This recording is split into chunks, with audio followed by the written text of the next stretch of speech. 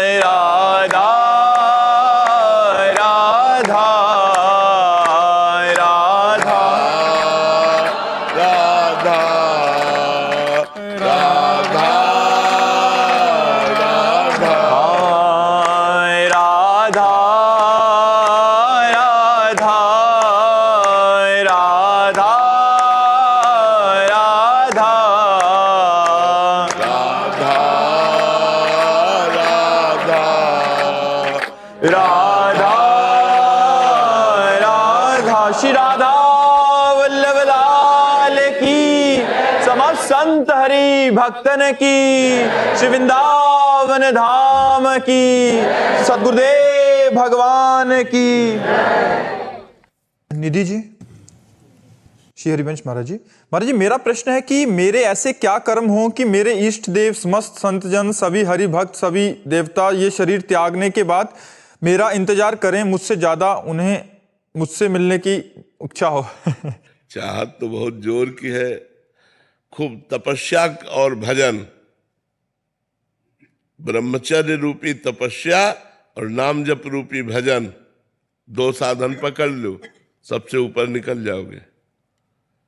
आजीवन ब्रह्मचारी और निरंतर भजन, तब ये बात होती कि सब देवता, सब महापुरुष उसका इंतजार करते हैं।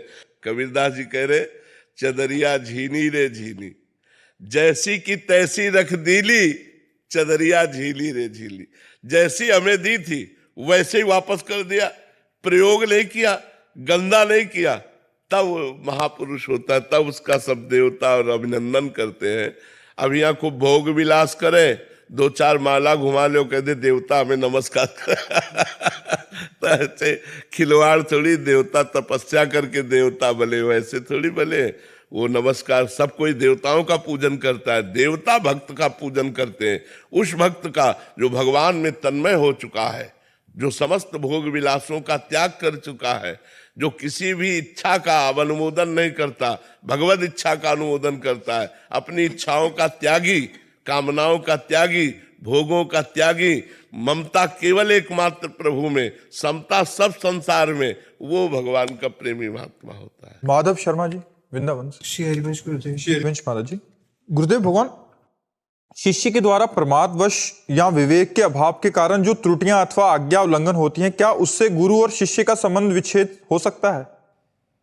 नहीं, संबंध विच्छेद नहीं हो सकता, लेकिन कृपा का अनुभव नहीं होगा। कृपा का अनुभव नहीं होगा, गुरु कृपा का अनुभव नहीं होगा। वो अनुभव तभी होगा जब इन छिद्रों को बंद करे, इन दोषों का त्याग करे। मानते हैं ज्ञान की स्थिति रहती, पर क्या इतना ज्ञान नहीं है कि ये गलत है?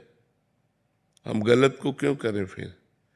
जानबूझ करके ये गलत है, फिर उसमें सुख बुद्धि करके हम करते हैं और अपने को अज्ञानी कहकर हम बचना चाहते हैं, तो इसीलिए फिर दंड मिलता है। हमको ज्ञान है कि गलत है। जो चीज गलत ज्ञान है तो हम उसे कैसे कह सकते हैं कि मुझे जानकारी नहीं थी? ईमानदारी से सबको जानकारी है कि गलत है। जो चीज गलत है वो गलत है, उसे जब जानते हो तो उसे त्याग दो, नहीं त्यागोगे तो दंडनीय अपराध है, भागवतिक दंड मिलेगा या भारतीय कानून व्यवस्था से दंड मिलेगा, आज नहीं तो कल। किसी ने आज ये गलती नहीं तो और गलती में फंस जाओगे जिसमें कोई गलती नहीं है। यहाँ की गलती तुम्हें निरपराध में फंसा देगी और दंड दे देगी। इसलिए गुरु शिष्य का संबंध तो भागवतिक है, वो जल्दी टूटने वाला नहीं। वो तभी टूटता है जब सीधे गुरु अवज्ञा हो जाए। अगर हमसे कुछ गलतियां होती हैं, कुछ त्रुटियां होती हैं, तो हमारे प्रमाद के कारण होती हैं। हमको ठीक करना चाहिए, हमको सुधारना चाहिए। यदि नहीं सुधारेंगे तो हमें गुरु कृपा का अनुभव नहीं होगा। गुरु कृपा का अनुभव ना होने के कारण हमारा मन विषयों में ही भटकेगा, भगवान की तरफ नहीं चल पाएगा। गीतांजलि जी। राधे राधे महाराज जी। महाराज जी, सामान्य जीव का जीवन प्रमाद एवं भोग से लिप्त रहता है। जब आप गुरुजनों और किशोरी जी का कृपा बल उसे अपनी ओर घसीटता है तो उसके जीवन में बहुत सारा बदलाव आने लगता है, जैसे बहुत कम सोना, जल्दी जगना, शादियां, किसी पारिवारिक कार्यक्रम में ना जाना, ना ही रुचि होना, कम भोजन, बाहर का ना खाना। और महाराज जी, इन आचरणों में पारिवारिक जनों जो इस बात को समझते नहीं है वो बहुत क्रोध होने लग जाते हैं। ऐसी परिस्थिति में हम खुद को कैसे दृढ़ रखें और कैसी नहीं, अपने को दृढ़ ही रखें। किसी के कहने से हम भ्रष्ट आचरण नहीं करेंगे, हम गंदा भोजन नहीं पाएंगे, गंदी आदतें नहीं स्वीकार करेंगे, चाहे वो कोई भी हो। जाके प्रिय न राम वैदेही तजिए ताहि कोटि बैरी सम जद्यप परम स्नेही। तजो पिता प्रहलाद विभीषण बंधु भरत महतारी गुलुबल तजो कंत ब्रज बनितन भेमुद मंगलकारी। परमार्थ के लिए हम सबका त्याग कर सकते हैं। यदि कोई हमें जबरदस्ती भ्रष्ट आचरण कराना चाहे, भ्रष्ट भोजन पवाना चाहे, तो हम नहीं कर सकते, भले उससे संबंध टूट जाए। वो नाराज होता रहे, हम मौन रहेंगे, चुपचाप सुनेंगे, लेकिन करेंगे वही जो हमें परमार्थ में करना है। हम अपने विरुद्ध आचरण नहीं कर सकते, धर्म के विरुद्ध आचरण नहीं कर सकते। अगर वो नाराज होते हैं तो उनकी नाराजगी हम सह लेंगे, हम सुन लेंगे, लेकिन करेंगे अपने। 5 वर्ष के बालक प्रहलाद जी हैं और त्रिभुवन पति पद पर बैठा हुआ हिरण्यकश्यप है, एक बात भी नहीं उनकी मानी, अपने हरि के मार्ग की बात पुष्ट की, तो भगवान को नरसिंहावतार लेना पड़ा। बालक प्रहलाद जी के लिए सर्वशक्तिमान भगवान को नरसिंहावतार लेना पड़ा। तो धर्म युक्त चलना चाहिए, हमको ये भय नहीं होना चाहिए। तुम्हारी आदत है गंदी तो तुम अपनी गंदी आदत का पोषण करो। हम सत्संग सुन चुके हैं, अब हम गलत आचरण नहीं करेंगे। आप मानो या न मानो, हम धर्म से चलेंगे और अपना जीवन भगवान के आश्रित व्यतीत करेंगे। भगवान सब देने वाले हैं, वो तो निहाल कर देते हैं। संगीता जी दिल्ली से। राधे राधे महाराज जी। महाराज जी, पिछले 2 वर्षों से हमारे माता पिता का देहांत होने पर हमने माता जी का वार्षिक श्राद्ध वैदिक पद्धति से संपन्न किया और अब पिताजी का प्रथम वार्षिक श्राद्ध करने जा रहे हैं। महाराज जी, आपका पूछना है कि जीवात्मा के कल्याण के लिए श्रीमद् भागवत जी का मूल पाठ करवाया, बट क्या एक बार कराना है या आगे भी कराते रहें आगामी वर्ष? अगर पैसा है तो करवाते रहिए, तो मंगलमय है, लेकिन एक बार ही पर्याप्त है। एक बार के ही श्रीमद् भागवत के पाठ से जीव का कल्याण हो जाता है। जो मृत जीव है, जिसका शरीर छूट चुका है, वो जहां भी होगा उसका कल्याण हो जाएगा। श्राद्ध आदि जो आप कर रहे हैं सब उसके मंगल के लिए, वो जहां भी होगा उसका मंगल होगा। आशीष पारिक जी। श्री हरिवंश। राधे राधे महाराज जी। महाराज जी, क्या वचन की शरणागति से हमें सहचरी भाव की प्राप्ति होगी अगर हम बुरे कर्म ना करें और अपने कर्तव्य कर्म का पालन करें? पर सहचरी भाव का मंत्र न होना चाहिए ना, नहीं तो स्वरूप का कैसे बोध होगा? सहचरी स्वरूप का बोध वो तो मंत्र कराएगा जो आचार्य परंपरा से आता है। वाचिक शरणागति से, भगवान नाम जप से, कुकर्मों के त्याग से आपका कल्याण हो जाएगा, लेकिन आप सहचरी थोड़ी बन जाएंगे। सहचरी बनने के लिए सहचरी पद प्रदान करने वाला मंत्र होना चाहिए, तभी तो आचार्य के रूप में सहचरियां प्रकट हुई हैं और वो मंत्र प्रदान करती है। उसी मंत्र बल से सहचरी भाव का प्रादुर्भाव होता है। कल्याण हो जाएगा। ऐसे सहचरी थोड़ी बन जाओगे। सहचरी बनने के लिए, सहचरी पद प्राप्त करने के लिए जो आचार्य ने मंत्र दिया है, गुरु परंपरा से आता है, वो जब तक नहीं मिलेगा, उसका अनुष्ठान नहीं होगा, तब तक सहचरी भाव की भावना नहीं बनेगी। पुरुष भावना, स्त्री भावना ये मिट जाए, वनिता पुरुष भाव मिट जाए, सेवै ललितादिक के भाई। स्त्री और पुरुष का भाव मिट करके सहचरी भाव, चिदानंदमय भाव, वो आता है मंत्र से। जब गुरु की शरण में होकर रसिकों के संग में उनकी जूठन खाए, उनकी चरण रज सेवन करे, उनका संग करे और खूब मंत्र जप करे, वृंदावन धाम की कृपा मनावे, तब सहचरी भाव। प्रथम भाव तन अपवपुजु करत अलंकृत, वो भाव बदल गया, भाव में डूबा हुआ देख रहा है अपने को नित्य किशोरी के रूप में, नित्य सहचरी और प्रियाजू के समीप वो है। अब अपने शरीर का भाव भूल गया, पांचों भूले देह सुधे, देह में मैं पुरुष हूं, मैं स्त्री हूं, ये भाव भूल गया और सहचरी भाव में मगन है। ये मंत्र की महिमा होगी, आचार्य की कृपा की महिमा होगी। महामंडलेश्वर श्री यमुनापुरी जी महाराज, महाराज जी का प्रश्न है, आप कह रहे हैं कि होए भजन ना तामस देहा। महाराज जी, मेरे जैसे जीव ना भजन ही किया, यज्ञ तप कुछ भी नहीं और किसी में रुचि भी नहीं है, तो ऐसे में कल्याण का क्या साधन है महाराज जी? जो साधन है वही साध्य बना ले, जो साध्य है उसी को साधन बना ले। भगवद आश्रय, अगर हमारा भगवद आश्रय पुष्ट हो जाए, भक्ति मार्ग भगवद आश्रय पुष्ट हो जाए, तो हम जिसके आश्रित रहते हैं हमारा स्वाभाविक चिंतन होता है। जैसे हम शरीर के आश्रित हैं इस समय, तो हमारा इंद्रिय विलास, मनोविलास, बुद्धि विलास यही चलता रहता है। जागतिक सर्व में वो समिट नहीं पाता है। अगर समिट के अपने देह भाव को त्याग सके तो उसे कुछ करने की फिर और जरूरत नहीं है। वो परमात्मा स्वरूप है। जो अपने स्वरूप को जान जाता है वो ब्रह्म स्वरूप हो जाता है, क्योंकि ब्रह्म स्वरूप ही है। कुछ करने की जरूरत नहीं है, बस जो किया है उसे त्यागने की जरूरत है। अपने से त्यागा गया है, वो उपरामता आ गई है, कुछ करने की इच्छा ही नहीं होती। हाँ, तो बस ठीक है। अब बस ये कुछ करने की इच्छा नहीं होनी चाहिए, कुछ भी, न सत ना सत, न सत ना सत, कुछ भी करने, क्योंकि हमारा जो स्वरूप है वो निष्क्रिय है। जब हम अपने स्वरूप में स्थित हो जाते हैं तो फिर होता है, जो हो रहा है वो गुणानुगुण वर्तनते मनुष्या पार्थ सर्वसा। स्वयं कर्ता और भोक्ता भाव रहित हो जाने पर वो आत्मस्वरूप में स्थित महापुरुष मुक्तावस्था को प्राप्त हो जाता है। पर स्थिति यह है कि कुछ भी करने की इच्छा नहीं होनी चाहिए। जैसे एकांत में रखा हुआ दीपक, जो वायु प्रवाह रहित स्थान है, उस एकांत में रखा हुआ दीपक की लौ स्पंदन रहित रहती है। ऐसे अंतःकरण की स्थिति होनी चाहिए। बुद्धि, मन, चित्त, अहंकार चारों स्पंदन रहित।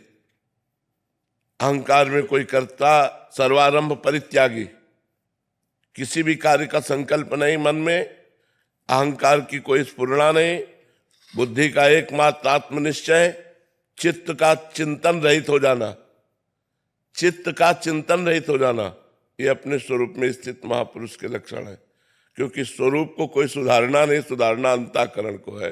अंतःकरण अपने धर्म से ऊपर उठ जाए, अर्थात परमात्मा स्वरूप में स्थित हो गया, स्पंदन रहित, जैसे एकांत में दीपक की लौ अविरल, बिना कोई स्पंदन हुए, ऐसे ही अंतःकरण का स्पंदन रहित शांत हो जाना, निष्क्रिय हो जाना, यही आत्म स्वरूप में स्थित होने का स्वरूप है। थोड़ा भय बना रहता है कि ये सब छूट गया तो कहीं चूक ना जाए। नहीं, अब भय नहीं रहना चाहिए, क्योंकि इन सब का फल है स्वरूप बोध होना। स्वरूप बोध होना इन सब का फल है। अगर भय है तो अभी सबका बन नहीं। ये बात ध्यान रखना है। हाँ, अभी बिल्कुल ये जरूर है कि जैसे हमारा स्वप्न टूट गया है, पर हम जगकर उस स्वप्न के आभास में खोए रहते हैं। सुखद या दुखद जैसा होता है वैसा हमें अनुभव होता है। यद्यपि हम जग चुके हैं पर स्वप्न का आभास होता है। ऐसे ही जब अंतराय होगा वैसे ही उस स्वप्न का आभास खत्म होता चला जाएगा। ऐसे ही यद्यपि हमें आत्मस्वरूप का पर अंतराय माया का जितना समय होता चला जाएगा उतनी गाढ़ अवस्था स्वरूप की प्राप्त होती चली जाएगी और हम निर्भय होते चले जाएंगे। किसमें क्रिया करना है? जब स्वरूप को कुछ चाहिए नहीं, वो मुक्त है ही, उसे मोक्ष चाहिए ही नहीं और उसे आज तक कोई बांध पाया नहीं, हम स्वयं बंध गए हैं तो हम सब छोड़ रहे हैं। बस हमको जीवन भर ये याद रखना है कि माता बहनों का संसर्ग न होने पावे, कंचन का संग्रह न होने पावे और शरीर की मान प्रतिष्ठा अपनी प्रतिष्ठा न समझी जाए। अगर इन तीन बातों से हम सावधान रहे तो हमारा जो स्वरूप बोध है वो प्रकाशित हो जाएगा। भजन हो या ना हो, माताओं बहनों से संसर्ग न रखे। जो कंचन संग्रह करेगा उसका चिंतन फंस जाएगा। जो मान प्रतिष्ठा में सुख लेगा उसका देहाभिमान पुष्ट हो जाएगा। तो आत्मबोध की तरफ से वो फिसल जाएगा। आत्मज्ञान होना और आत्मबोध होना दोनों में बहुत बड़ा अंतर है। एक हलवा की प्रक्रिया बनाना सीख लेना और एक बना के खा लेना। आत्मबोध है बना के खा लेना और प्रवचन करना अलग चीज है और स्वरूप बोध होना अलग चीज है। तो जब हम स्वरूप की तरफ चल रहे तो हमें ये तीन चीजें जीवन भर दूर रखनी है। कंचन, कामिनी और कीर्ति।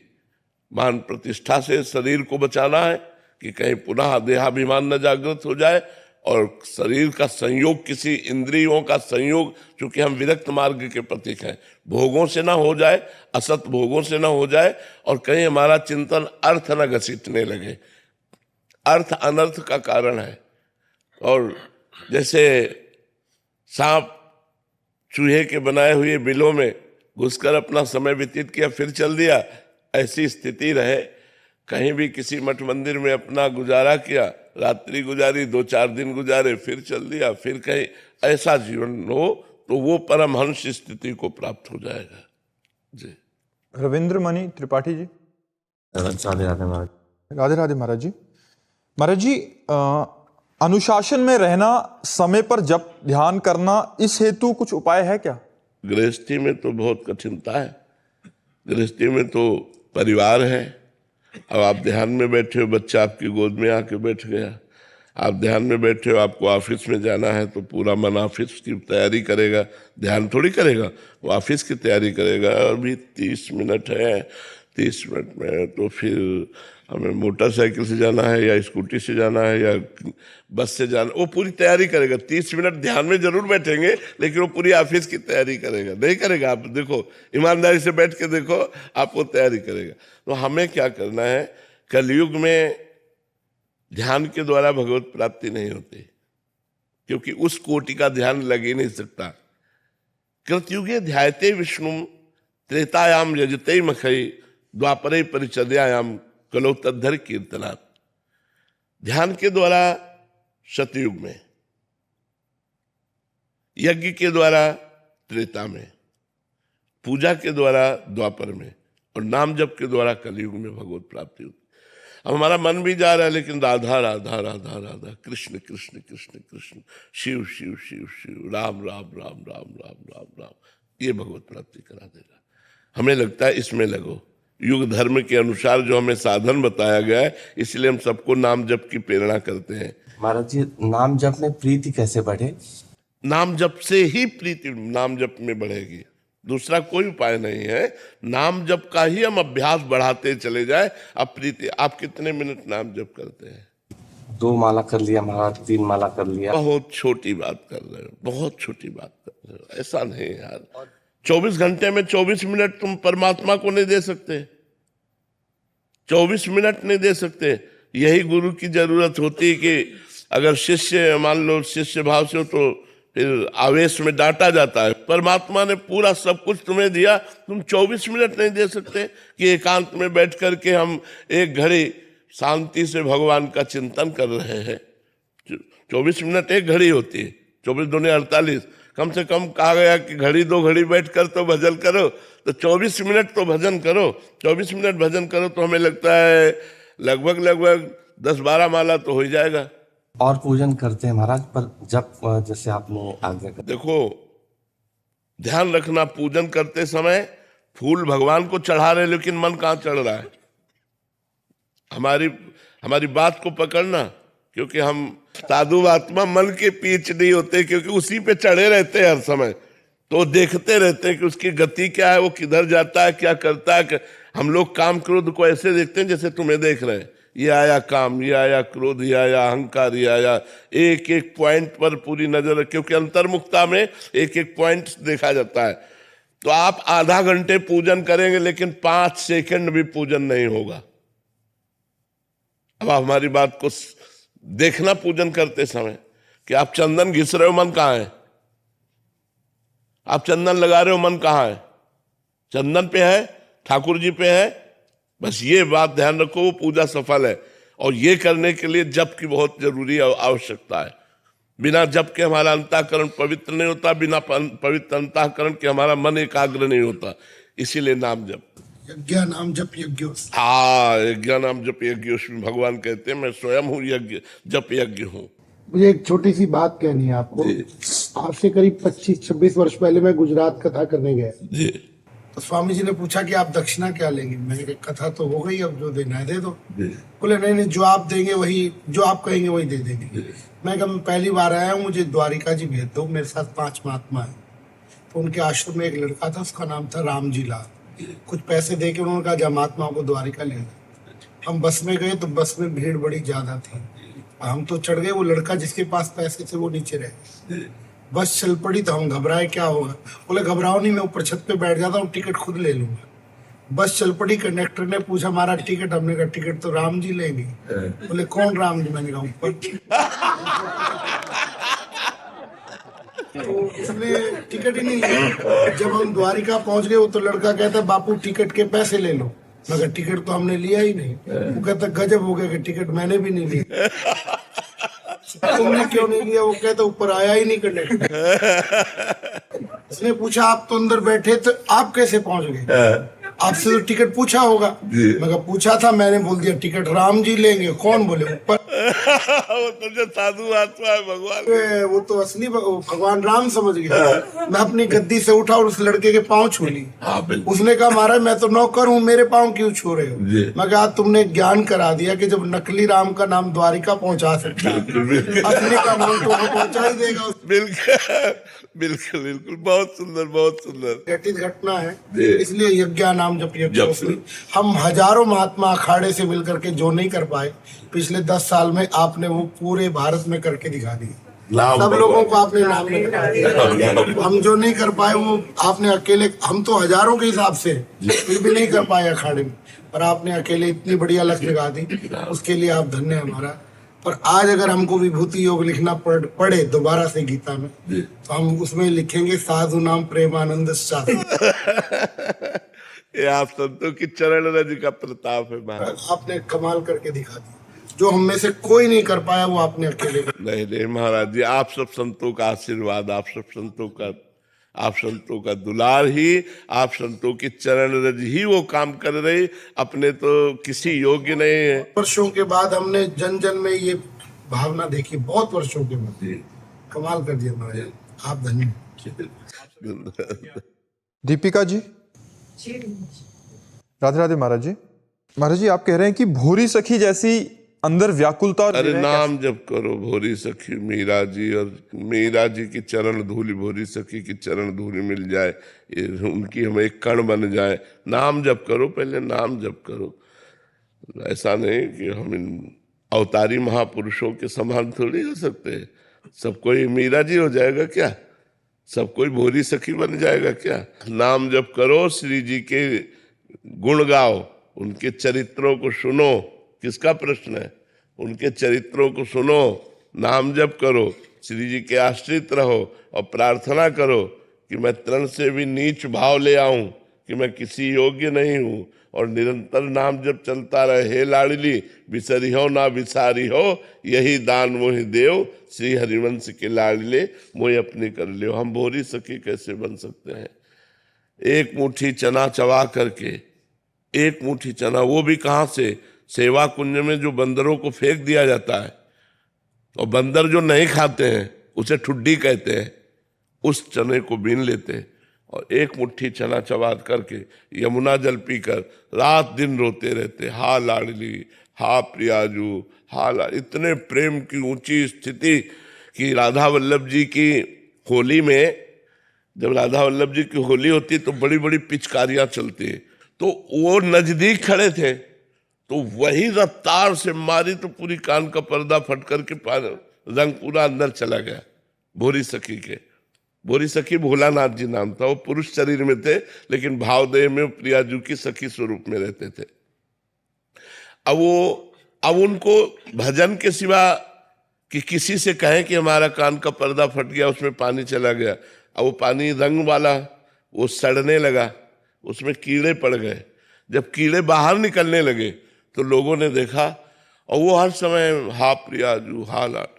सोचो जरा, कान में एक चींटी छोड़ दी जाए तो कितना परेशानी हो जाएगी, और कान में कीड़े पड़े हैं, हा प्रियाजू, हा राधा रानी, हा किशोरी जू, बस वो एक ही। उनके पद देखो पढ़कर कितने प्रेम की स्थिति में डूबे हुए।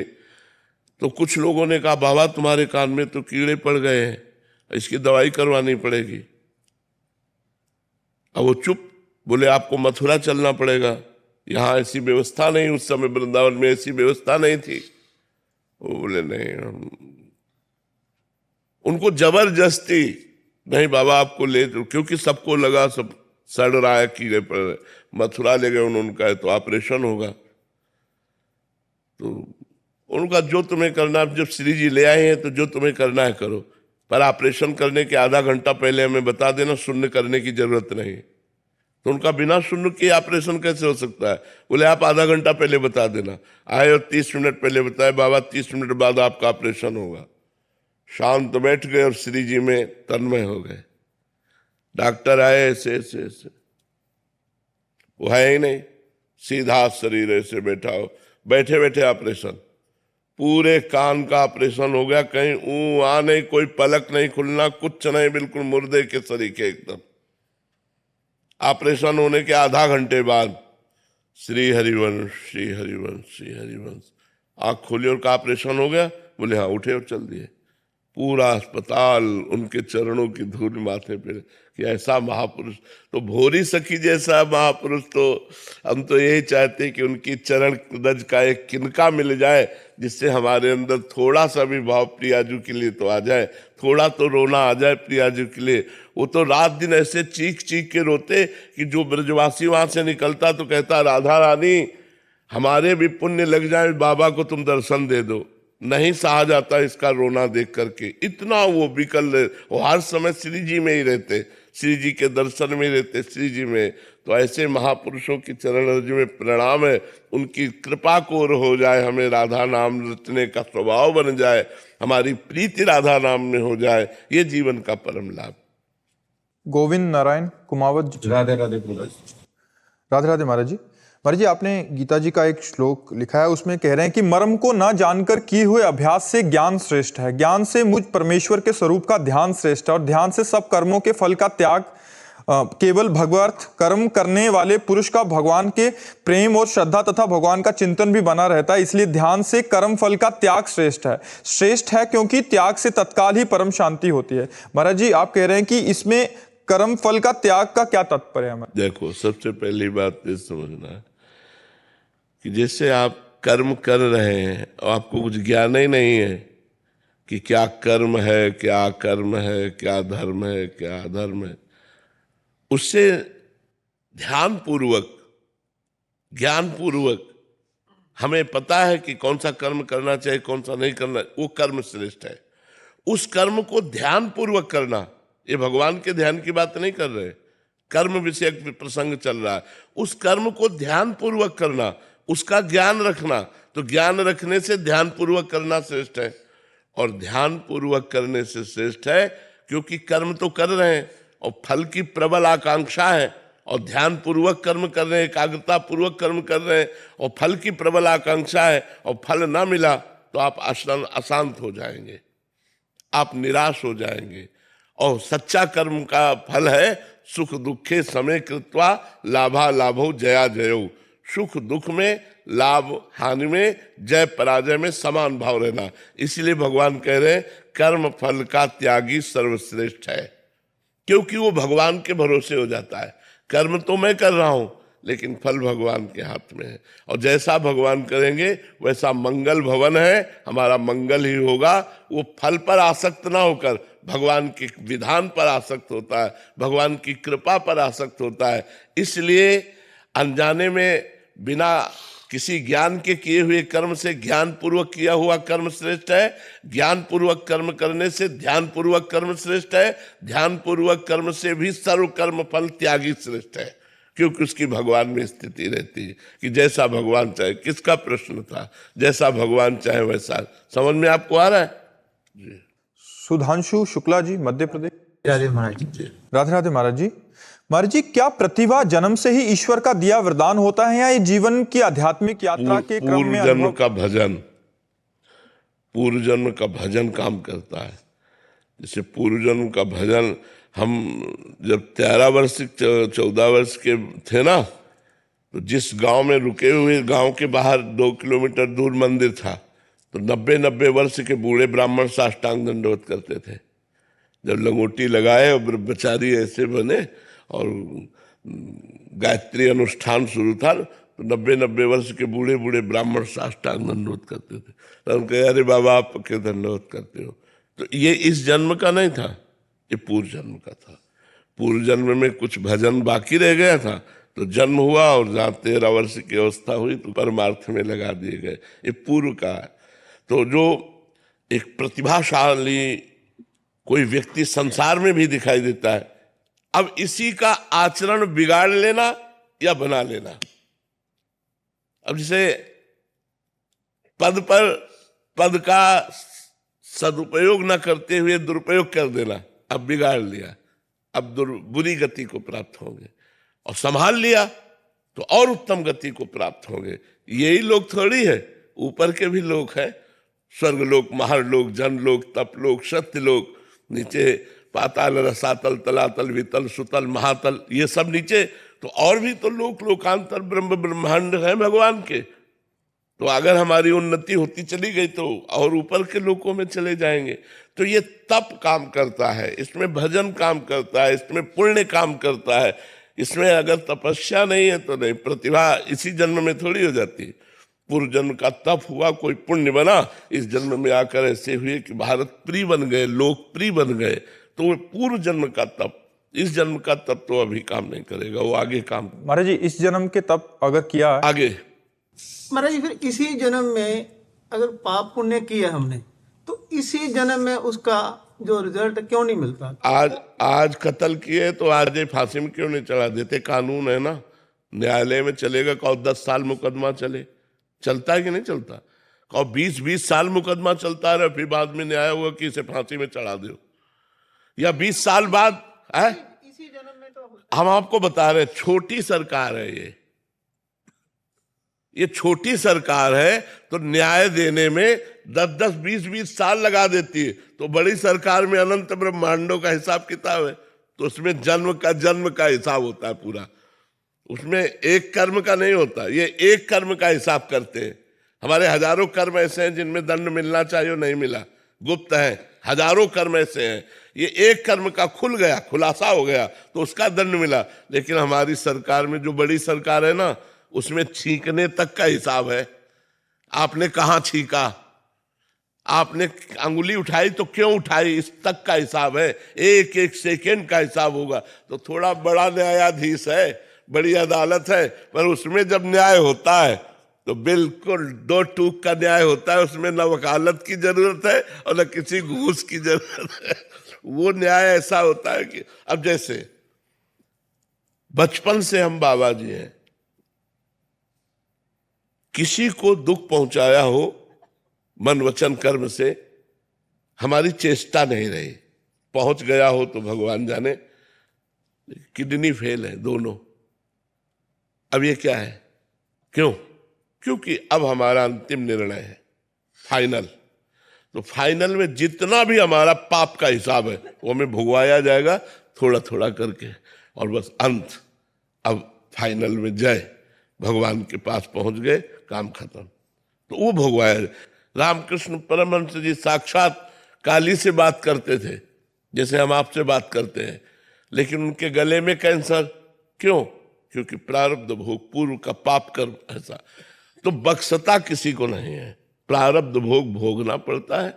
अब ये चूंकि लंबी अदालत है इसलिए उचित तो ऐसे ही लगता है, अच्छा तो यही लगता है कि आज इसने ये किया तो उसका दंड मिला, लेकिन ऐसा नहीं है।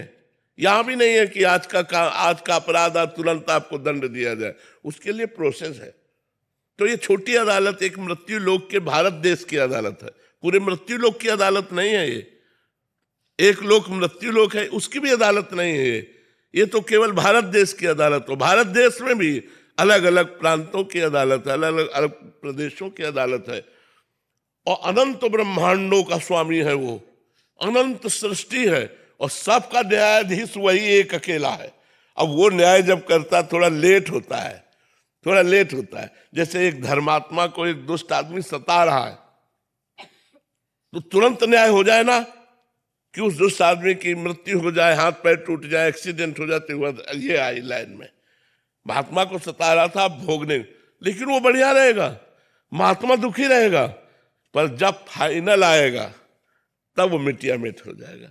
अब कब फाइनल आएगा, किस जन्म में फाइनल आएगा, ये तो सरकारी अदालत बताएगी। ये बात है, इसलिए थोड़ा लेट चलता है, क्योंकि भगवान का बहुत बड़ा सिस्टम है। राधे राधे महाराज जी। महाराज जी, आपकी कृपा बल से विरक्त भाव से वृंदावन धाम वास कर रहे हैं। आपने ही कृपा करके समझाया कि स्त्री शरीर में इस मार्ग पर कैसे चला जाए, क्या सावधानियां, ब्रह्मचर्य, उसमें सहायक भोजन और निषेध। महाराज जी, आप कह रहे हैं कि एक सपना आया, उसमें आपने बोला कि एक समय प्रसाद पाइए। तो महाराज जी, इसका मतलब सत्संग माने या आदेश? एक बार महाराज जी कि स्वप्न में बोला कि एक टाइम प्रसाद पाए। तो वृत्ति है, कोई वृत्ति ऐसी उदय हो गई, पर अगर आपको एक टाइम प्रसाद पाने में शरीर की अव्यवस्था लगती है तो आप दोनों टाइम पाइए। स्वप्न से ज्यादा प्रगट आज्ञा का महत्व होता है। अगर एक टाइम पाने से आपका काम चल जाता है तो चला लीजिए, अगर लगता है कि हमें दोनों टाइम पाना चाहिए तो 2 टाइम पा, चाहे प्रसाद 3 टाइम पाओ, 4 टाइम पाओ, पर भजन न छूटे। प्रसाद पा के गंदी आदतें ना आवे, कि इतना हम बलवान हो जाए कि हम गंदी आदतों में चले जाएं। इस भोजन को संयमित इसलिए लिया जाता है कि हम काम क्रोध को वश में कर सकें। भोजन संयमित है तो हमारी काम आदि की ज्यादा इच्छा नहीं होगी, और खूब चकाचक भोजन पाए खूब ऐसे तो फिर गंदी बातें सब। दूरी से सत्संग सुन लो, दूर अपनी कुटिया में, ना अपनी कुटिया में किसी संत को बुलावे और न किसी के यहाँ जाए। गृहस्थी की तो बात जाने दो, गृहस्थी का तो स्पर्श न करे।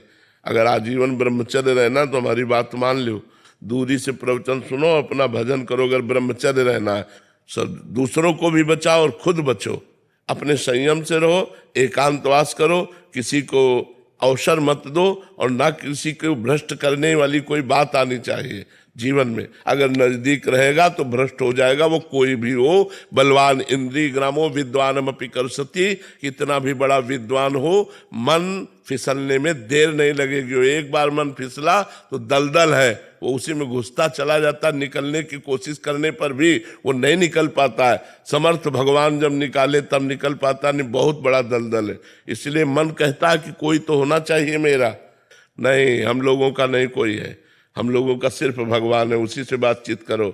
सिर्फ प्रियालाल है, उन्हीं से बातचीत करो। किसी जनरल आदमी को अपने मन की बात ना बता दे ना। रहीमन मन की मन व्यथा रखिए मन में गोए, रहीमदास जी कहते हैं। अपने मन की व्यथा को मन में छुपा के रखो, केवल भगवान से प्रार्थना करो, क्योंकि ये लंबा जीवन है। किसी समय हमारे मन की व्यथा ऐसी ज्यादा प्रकट हो जाए कि हम कहीं भ्रष्ट हो जाए तो फिर क्या कराया, सब मिट्टी हो जाएगा। इसलिए ब्रह्मचर्य से रहो, बहुत एकांत किसी पुरुष से मिलने से बचो, और नाम जप करो। पड़ी रहोगी तो भगवत प्राप्ति हो जाएगी। वृंदावन धाम है, धाम की कृपा से भगवत प्राप्ति हो जाती है। मनोज मिश्रा जी गाजियाबाद से। राधे राधे। राधे राधे महाराज जी। महाराज जी, यदि हम सभी मनुष्यों के जीवन का ध्येय प्रभु की भक्ति और प्रभु के दर्शन ही है, तो फिर उनसे मिलने का मार्ग इतना दुरूह क्यों है? भगवान अपने द्वारा रचित माया से स्वयं उनसे मिलने को कठिन क्यों बनाते हैं? हमें एक आर्मी की तैयारी करनी होती है तो उसको कितना मेहनत करना होता है। किसी भी पद में जाने के लिए उसकी ऊंचाई रखी गई है। नहीं, सबसे बड़ा परम पद है भगवान का। मान लो प्रधानमंत्री पद, अब सब कोई तो प्रधानमंत्री नहीं बन सकता है, ऐसे सब कोई भगवत प्राप्ति नहीं कर सकता है पक्का। क्यों? क्योंकि विषयों में इतनी प्रीति है कि वो छोड़ ही नहीं पाता है। अब सुनता है, भोगेश्वर प्रसक्ता नाम तया प्रहत चेतसाम व्यवसायत्मिका बुद्धि समाधो न विधीयते। जिसका भोग और ईश्वर ने चित्त अपहरण कर लिया है, वो कभी ये निश्चय नहीं कर पाता कि मुझे भगवत प्राप्ति करना है। बाबा जी बनने पर भी दुनिया का प्रपंच ही बटोरना शुरू हो जाता है, प्रपंच त्याग नहीं होता है। ये करना, वो करना, ये वो, बस इसी में लगाए रहती है माया। सब कोई भगवत प्राप्ति नहीं कर, क्योंकि वो परम पद है। जिम को पाओ भगत एक मोरी, कोई बिरला। भगवान शंकराचार्य जी ने लिखा, हजारों मनुष्यों में किसी एक के अंदर मुमुक्षुता जागृत होती है कि मैं इस संसार से मुक्त हो जाऊं। तो अगर महान पद को ऊंचाई पे न रखा जाए और उसमें मेहनत, परिश्रम, श्रम न रखा जाए तो उसकी महिमा क्या होगी? एक हमारे यहां रंगनाथ जी के मेला में एक खेल होता है। एक लगभग 20-25 हाथ लंबा खंभा गाड़ा जाता है और उसके ऊपर लाखों की सामग्री टांगी जाती है और मनुष्य शरीर के ऊपर ही चढ़ करके वहां जाना होता है और दोनों तरफ सीढ़ियों से घी और दही की धार डाली जाती है मनुष्य शरीर के ऊपर। अब आप देखो, बिल्कुल ऐसे ही परमात्मा प्राप्ति के लिए है। ऊंचाई पर जो लक्ष्य है उसमें लाखों की सामग्री है, उसमें स्वर्ण भी होता है, उसमें मेवा भी होती है, उसमें रुपया भी होता है, बहुत चीजें होती है, लाखों की सामग्री होती है। 1 लाख नहीं, लाखों की सामग्री होती है। अब बड़े बड़े पहलवान हमने देखा है, चढ़ते हैं, अब उधर तेल धारा, घी धारा, दही धारा डाली जाती है। अरे यार, जब देना ही है तो इतना विघ्न क्यों डाल रहे हो? अब मनुष्य शरीर में केवल लंगोट पहने, कोई कपड़ा नहीं। अब जब तेल और घी पड़ेगा तो फिसलेगा कि नहीं फिसलेगा? वो 10 बार फिसल के आते हैं चढ़ते चढ़ते, और वो बराबर जैसे जैसे वो चढ़ते जाते हैं वैसे वैसे तेल घी डालते जाते हैं। अब जब उनमें से 10 बार 11 बार गिरे और जब चढ़ के जाते हैं तो पूरी समाज तालियां बजाती है और वो उठा करके अपना लक्ष्य चूमते। आया आनंद कि नहीं आया आनंद? अगर ऐसे ही किसी को दे दे तो क्या आनंद आया? वो आनंद आया जब इतना श्रम किया, तब उस लक्ष्य को समझ पाए कि हाँ भाई ऐसे। तो भगवत प्राप्ति में बिल्कुल यही क्रिया है। एक माया का बरसात कर देते हैं भगवान। चढ़ो, फिसलना नहीं है, फिसलना नहीं, चढ़ो, इस ऊर्ध्वगामी हो। भगवान ऊर्ध्व है। ऊर्ध्वमूलम मधाशाखा मस्वत्थम प्राहुरभ्यम, तो ऊर्ध्व की तरफ। विषय अधा है, विषय अधा पतन है, वो ऐसे है और भगवान का ऐसे है। और जब ऐसे चढ़ना शुरू करते हैं तो भगवान भोगों की बारिश कर देते हैं, फिसलन की। कंचन में फिसल जा, कामिनी में फिसल जा, इसमें फिसल जा, उसमें। अब फिसलता भी है साधक, फिर तैयार हुआ, फिर चढ़ता है, तो कई कई जन्म लग जाते हैं भगवत प्राप्ति में। जैसे किसी को अभी भगवत प्राप्ति हो गई, जन्म लेते ही 2-4 वर्ष साधना की, तो आज से नहीं लगा, वो कई जन्मों से वो लगा हुआ है, तब वो जाकर भगवत प्राप्ति होती है। तो इसीलिए दुर्लभता में आनंद की सुलभता में तो भगवान ने माया का घूंघट काट लिया है। सबके बीच में सर्वत्र है, लेकिन माया का आवरण डाल लिया। अब इसीलिए भगवान की तरफ या तो कोई चल ही नहीं पाता, और कोई चलता है तो बड़ी कठिनता रख दी गई, और जो पार कर गया तो जयति जयति जगोच्चर सतरति सतरति सा लोकान तारयति, वो स्वयं तर जाता है, स्वयं तर जाता है, लोक के लोक को पावन कर सकता है, तभी जगत बंदनी वो महात्मा हो जाता है। संगस्त दुर्लभ हो, उसका दर्शन, उसका संग, उसका स्पर्श दुर्लभ बताया गया है, जो भगवत प्राप्त महात्मा है। तो भगवत प्राप्ति इसीलिए ऐसे गोल पे रखी गई इतनी कठिनता पे रखी गई है कि अगर आप पार कर लो तो फिर वो प्राप्त हो जाएगी। कठिनता है। अच्छा, कठिनता क्या है? हमारी कमजोरी, हम इंद्रियों के भोगों में फंस गए, हम स्वयं, बस उनका त्याग करना ही कठिनता है। अगर इंद्रियों के भोगों को त्याग कर दो तो परमात्मा आपके हृदय में है, बिना किसी साधन के स्फुरित होने लगे। हम बहिर्मुख हैं, इंद्रिय भोगों में मस्त हैं, नाना प्रकार की भोग विलासिता माया में उन्मत्त हो रहे हैं, इसलिए वो परमात्मा गुप्त हृदय में बैठा हुआ है। और आज हम भजन बल से इंद्रिय विलासिता को रोक दें तो स्फुरित हो जाए। वो स्फुरित हो रहे हैं, वो हमारे समीप ही, बिल्कुल इतने समीप है कि उनसे समीप कोई है ही नहीं। और सही पूछो तो समीपता भी दर्पण की भांति वर्णन है कि हाँ, दर्पण की भांति वर्णन है कि दर्पण है बीच में तो प्रतिबिंब दिखाई दे रहा, दो लग रहे, दर्पण खींच दो तो एक ही बचा। ऐसे ही ये जो अंतःकरण रूपी दर्पण है, ये शांत हो जाए तो एक ही बचा, ब्रह्मविद ब्रह्म भवति, ब्रह्मविद ब्रह्म जानत तुम्हें तुम्हें हो जाए। इसीलिए भाई कठिनता पे रखा गया है। अगर सहज हो जाए तो फिर उसका महत्व क्या हो जाए। तो इसलिए भगवान ने माया का आवरण डाल करके बैठे हुए हैं कि आप माया, और देखो सुविधा भी दे दी, भगवान के मार्ग बताने वाले शास्त्र, भगवान के मार्ग बताने वाले संत, और क्षमा भी कर दिया। हजारों अपराध हो जाए तो क्षमा, मान लो हजारों बार गिर जाओ तो क्षमा, चलो आगे बढ़ो भगवान के मार्ग को। तो प्राप्त करना कौन? ईमानदारी से सोचो, क्या हमारे हृदय में जलन हो रही है कि भगवान की प्राप्ति के बिना हमारा आज का भी दिन गया? आप विचार करके देखो। जैसे हमें भूख लगी हो तो केवल भोजन की खोज होने लगेगी, प्यास लगी हो तो पानी की खोज होने लगी। क्या ऐसी परमात्मा की खोज हो रही? नहीं हो रही। हम राजी हैं खा पी करके मौज मस्ती से ऐसे दो चार माला घुमा लिए, सत्संग सुन लिए, इस तरह का जीवन हम व्यतीत कर रहे हैं। ना कि हमारे अंदर ऐसा है, ना खान पान ते भावे है, ना कोमल वसन सुहावे है, सब विषय लगे ते खारा है, हरियासिक का मग न्यारा है, केवल मुझे भगवत प्राप्ति चाहिए, ऐसा तो नहीं है ना। हाँ, तो इसीलिए भगवत प्राप्ति दुर्लभ है, नहीं तो भगवत प्राप्ति सुलभ है। क्या कठिनता है? भगवान मेरे हैं। कठिनता हमको इसलिए लग रही है कि हमने विषयों में अपने मन को दे रखा है। अब वो मन विषयों से हट जाए और भगवान में लग जाए, बस हो गया, इतनी बात है। अब हटाने में जन्म के जन्म लग जाते हैं और इसी जन्म में भी हटा दो। अब हटाने की सामर्थ्य भगवान के नाम बल से आएगी, गुरु पूजा से आएगी, गुरु उपदेश से आएगी, गुरु कृपा से आएगी। तो माया का ऐसे पर्दा हटा और भगवान का साक्षात्कार हुआ। भगवान दुर्लभ मिलना नहीं, कठिन है माया का त्याग करना। जहां विषयों में फंसे उनका त्याग करना कठिन है। वही कठिनता हमें भगवान की प्राप्ति में कठिनता दिखाई दे रही है। करुणा जी नोएडा से। राधे राधे महाराज जी। महाराज जी, साधक अपनी साधना स्वयं चुनता है या उसके कर्मों या प्रारब्ध में पहले से साधना लिखी होती है? नहीं,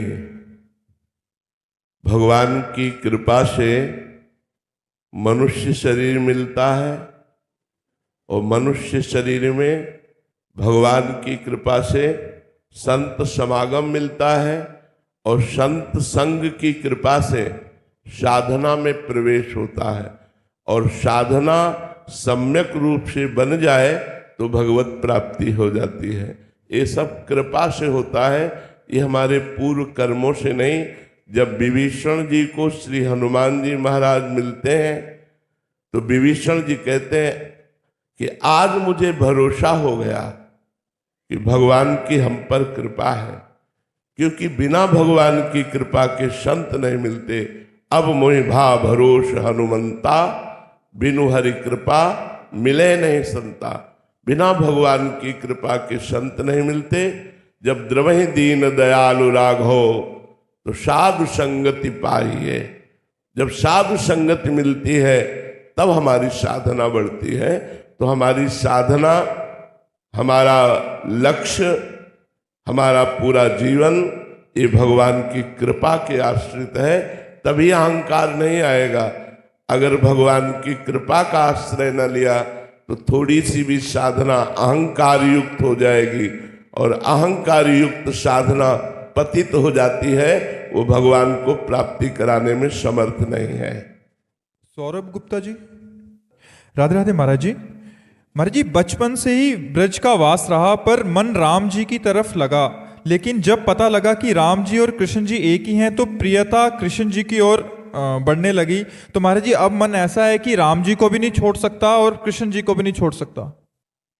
गुरुदेव का वर्ण किया है तो फिर अभी आपका निश्चय अधूरा। पहले गुरुदेव का वर्ण कीजिए। जो गुरुदेव राम रूप दे या कृष्ण रूप दे, एक रूप में लगो, एक मार्ग में लगो। दो नावों में पाय रखने वाला चल नहीं पाएगा। ऐसे ही है, भगवान एक ही हैं लेकिन उनके रूप दो हो गए, एक राम रूप, एक श्याम रूप। तो हम दोनों रूपों की उपासना सम्यक रूप से नहीं कर पाएंगे। सम्यक रूप से प्रेम गली अति साकरी, तामे दोनों समाय, एक भरोसो, एक बल, एक आश विश्वास, एक राम घनश्याम हित, चातक तुलसीदास। पहले गुरुदेव का वर्ण करो और फिर गुरुदेव जो गुरु मंत्र दे, नाम दे और इष्ट दे, उसी में रति करो तो माया से मुक्त हो जाओगे। नहीं चाहे शिव बिरंच सम होई, गुरु बिन भव निधि तरह न कोई। इसलिए पहले गुरुदेव भगवान का वर्ण करो, फिर निर्णय निकलेगा कि आप किसके उपासक हैं। कविता गौड़ जी, दिल्ली से, राधे राधे महाराज जी। महाराज जी, मन में विचार आता है कि क्या सरल हृदय से प्रभु का जप और स्मरण करने से हमें प्रेमा भक्ति का वरदान मिल जाता है? क्योंकि कर्म कांड व सभी संतों को देखती हूँ तो लगता है कि मतलब उनकी भक्ति के आगे मेरी भक्ति तो एकदम न्यून है। हाँ, इतना जरूर है कि नाम जप करते करते हमारा मोह नष्ट हो जाए। मोह गए बिन राम पद होई न दृढ़ अनुराग। अनुराग माने प्रेम। जब तक हमारे हृदय से मोह का नाश नहीं होता तब तक भगवान से दृढ़ प्रेम नहीं होता। इसलिए भगवान ने स्वयं कहा, जननी जनक बंधु सुत दारा, तनु धनु धाम सुहृद परिवारा, सबकी ममता ताग बटोरी, मम पद मनहि बांधी बरी डोरी। माँ से, पिता से, पति से, पुत्र से, परिवार से, घर से, धन से, सबसे ममता मोह को समेट करके अपने मन को मेरे चरणों में लगा दे, वो मुझे प्राप्त हो जाएगा। मोह गए बिनु राम पद होई न दृढ़ अनुराग। यदि परिवार में मोह है, संसार में किसी से भी मोह है, तो भगवान से प्रेम नहीं होगा। इसीलिए मोह त्याग के लिए विवेक आवश्यक है और विवेक प्राप्ति के लिए सत्संग आवश्यक है। बिन सत्संग विवेक न होई, और होए विवेक मोह भ्रम भागा। जहाँ विवेक हुआ तो मोह नष्ट हुआ, मोह नष्ट हुआ तो भगवान के चरणों में दृढ़ अनुराग हो गया। ज्यादा साधना की जरूरत नहीं है, समेटने की जरूरत है।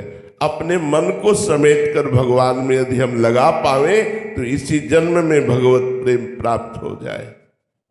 मीनाक्षी जी, लंदन से, राधे राधे महाराज जी। महाराज जी, लाडली जू मेरे हैं और मैं लाडली जू की हूँ, क्या इतना मान लेने से श्यामा जू अपनी सेवा में ले लेंगे? मान लेना कोई साधारण बात है? जब हम पति को अपना पति मान लेते हैं तो हमारा सर्वस्व पति को समर्पित हो जाता है। जब हम गुरुदेव को वास्तविक अपना गुरुदेव मान लेते हैं तो हमारा सर्वस्व गुरुदेव को समर्पित हो जाता है। ऐसे ही अगर हमने प्रिया प्रीतम को अपना माना तो हमारा मन हमारा प्राण, हमारी बुद्धि, हमारा चित्त उन्हीं का हो गया। देखो, गोपियों ने श्री कृष्ण को माना कि श्री कृष्ण मेरे हैं और मैं श्री कृष्ण की हूं, तो वो उद्धव जी को अपनी स्थिति बता रही हैं, कान भय प्राण में और प्राण भय कान में, हिय में न जान परे कान है कि प्राण है। प्राण कृष्णाकार, मन कृष्णाकार, बुद्धि कृष्णाकार तब माना जाता है कि मैं श्री कृष्ण की हूं, मैं प्रियाजू की हूं। ऐसा नहीं है कि हमने वाणी से बोला मैं प्रिया प्रीतम की हूं और मनमानी आचरण और भजन नहीं और संसार के सारे संबंधों में मन बिखरा पड़ा है, इससे कुछ नहीं होगा, इससे कुछ नहीं होगा। बात समझनी है, जब प्रियाजू की हूं तो प्रियाजू की ही अंदर से होकर हम परिवार की सेवा कर रहे हैं क्योंकि प्रियाजू की सेवा है, हम राष्ट्र की सेवा कर रहे हैं क्योंकि प्रियाजू की सेवा है, हम किसी भी मनुष्य की सेवा कर रहे हैं उसमें प्रियालाल को देखकर सेवा कर। प्रियालाल के सिवा हमारा कोई संबंध नहीं, हमारा कोई ममत्व नहीं, हमारी कोई आकांक्षा नहीं, तब माना जाएगा हमारे माई श्यामाजू को राज, तब माना जाएगा मैं प्रभु का प्रभु मेरे, मैं प्रियाजू की और प्रियाजू मेरी। जब दूसरा कोई ना हो, देखो मीरा जी कहती मेरे तो गिरधर गोपाल, लेकिन आग्नेय वाली बात बहुत जोर की बोलती है, दूसरो न कोई।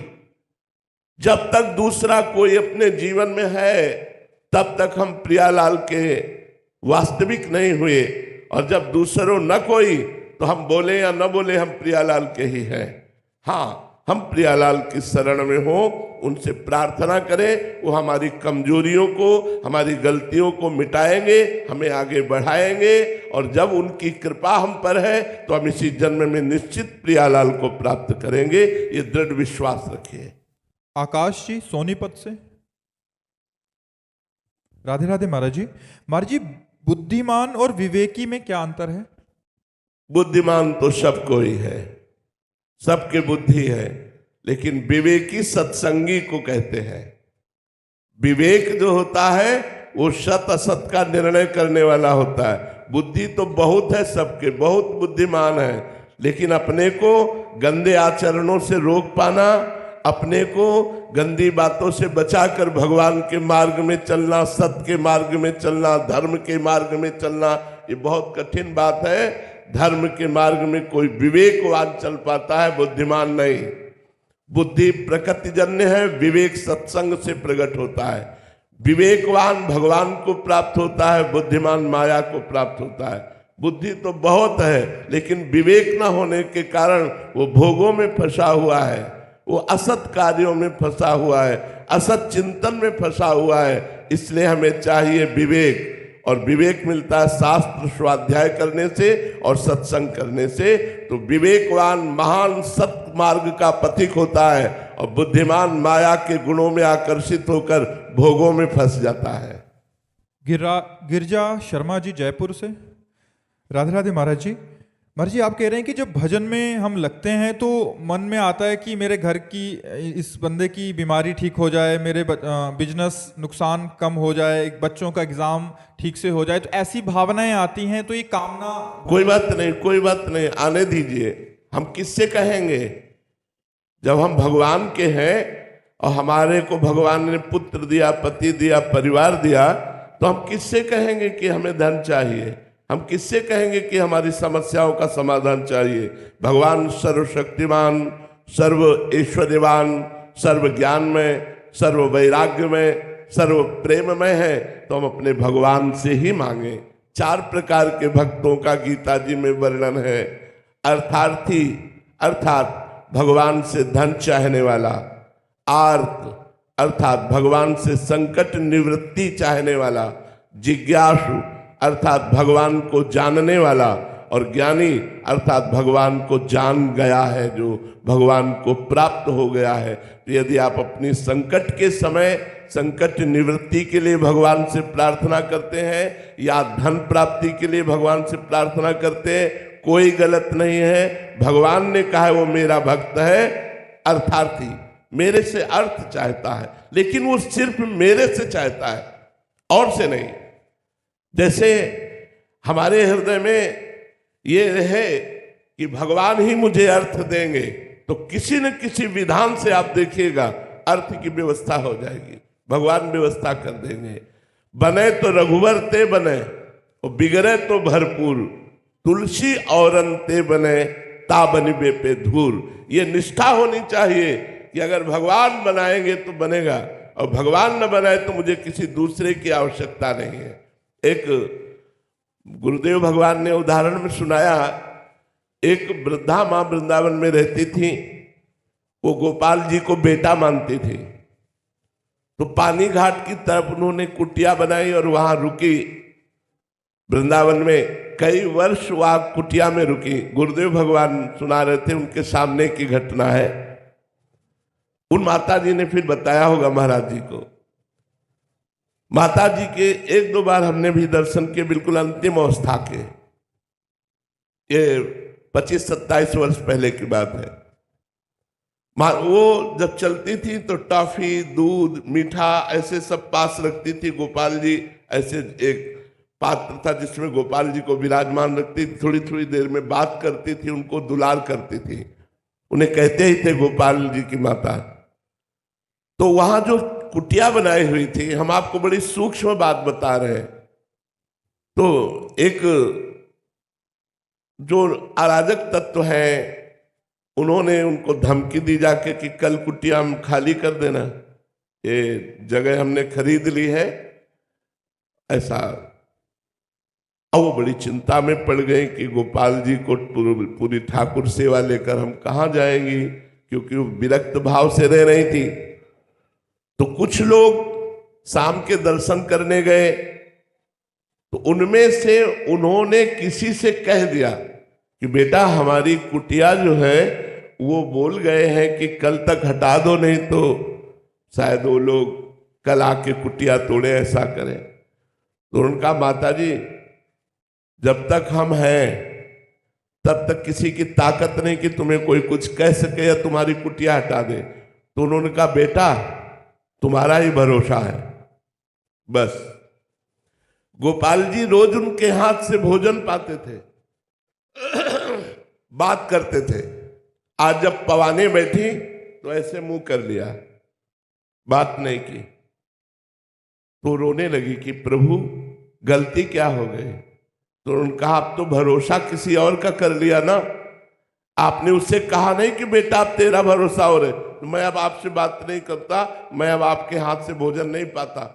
तो उनका गलती पड़ी। हमें जबान से भी नहीं बोलना किसी और का भरोसा, कि हम किसी का फोन नंबर लेकर के गर्व में रहे कि हमारी कोई विपत्ति आएगी तो हम उनको फोन नंबर कर देंगे। नहीं, सीधे श्री जी, सीधे प्रभु, प्रभु आप देख लो, आप देख लो, आप चाहो इस विपत्ति में रखो या आप चाहो विपत्ति को हटा दो, लेकिन हम दूसरे से नहीं। बने तो रघुवर ते बने और बिगड़े तो भरपूर, बिगड़े तो आपसे बिगड़े, बने तो आपसे बने। पूरा भरोसा जब होगा भगवान का, तब माया मुक्त जीव हो पाता है। इसीलिए हमें चाहिए कि संपूर्ण भरोसा भगवान के चरणों में रखें। वचन से भी किसी से न कहे कि अब तुम्हारा ही भरोसा है, नहीं, हमें श्री जी का भरोसा है। अगर तुम्हारे द्वारा कार्य बन रहा है तो मेरी श्री जी ने कार्य बनवाया है। अगर हम ये मानेंगे कि तुमने कार्य किया तो हम अपने इष्ट की अनन्यता से चूक कर लेंगे। इसलिए मुझे अपने इष्ट के अनन्य रहना है। श्री राधा वल्लभ लाल की।